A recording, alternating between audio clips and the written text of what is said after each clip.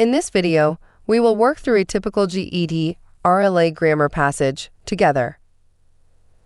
For each blank, you'll learn how to identify the grammar concept being tested, understand the grammar rule behind it, apply that rule, and choose the correct answer.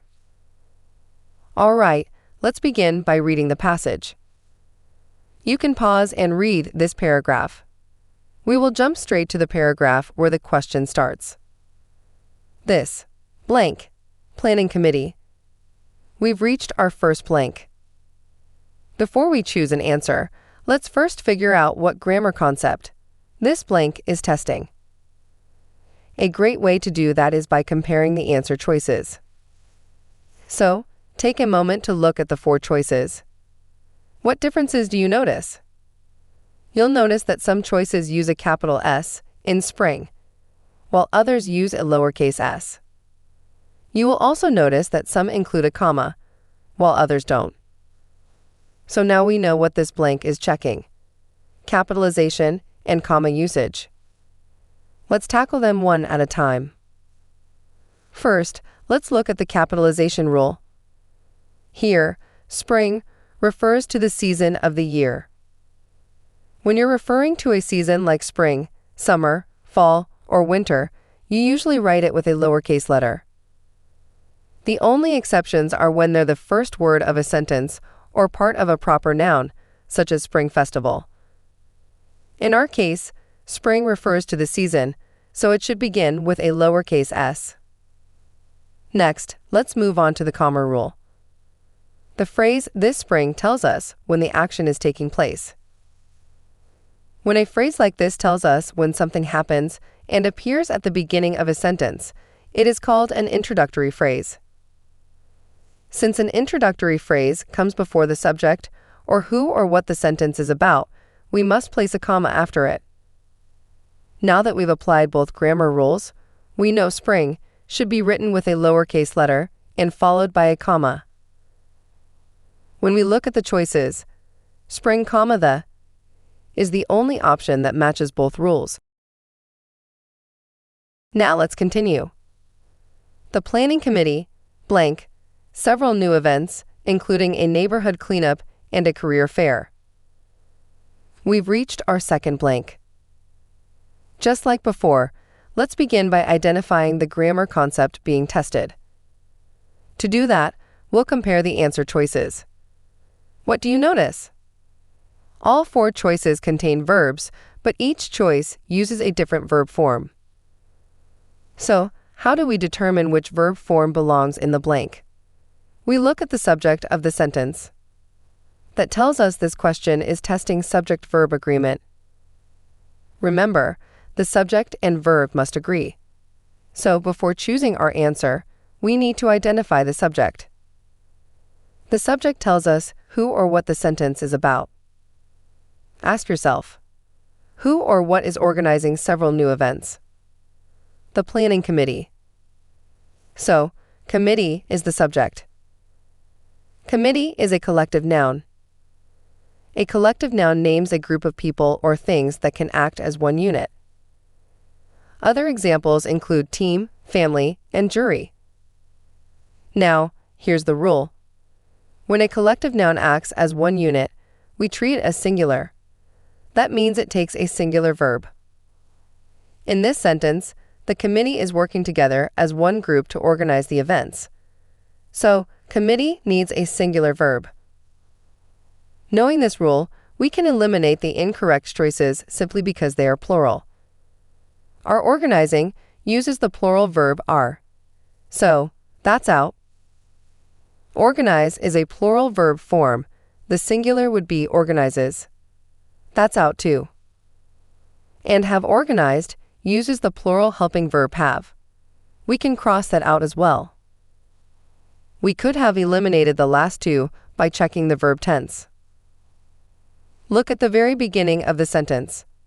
We have a context clue, the phrase "this spring." That phrase tells us the action is happening right now. It is currently ongoing.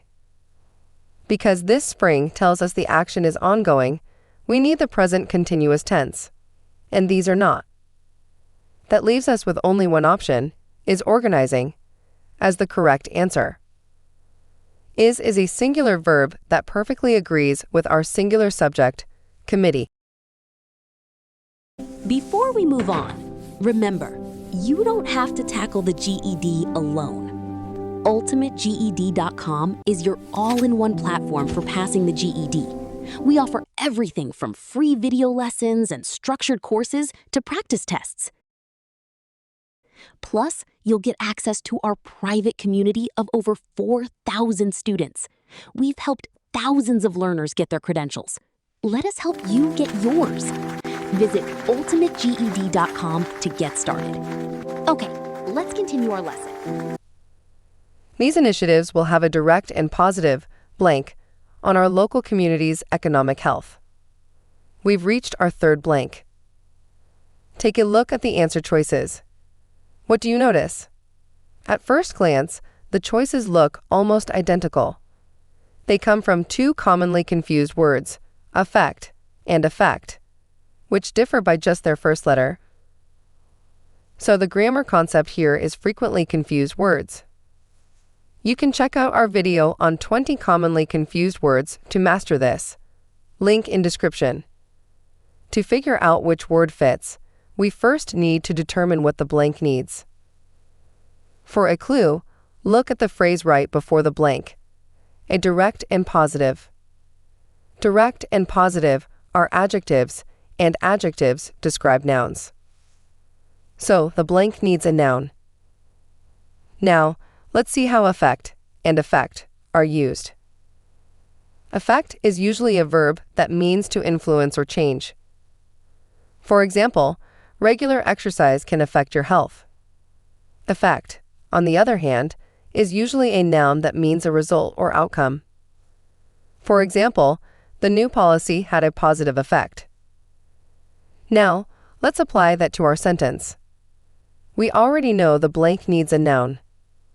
So that narrows our choices down to effect and effects. But notice the word in the phrase a direct and positive. The word tells us that we need a singular noun. So we need effect, not effects. That makes effect the correct answer. Let's continue. We are currently looking for individuals who can commit to at least 4 hours per month. No prior experience is required, and comprehensive training will be provided for every position. Blank, encourage everyone to apply. We've reached our fourth blank. Let's compare the answer choices.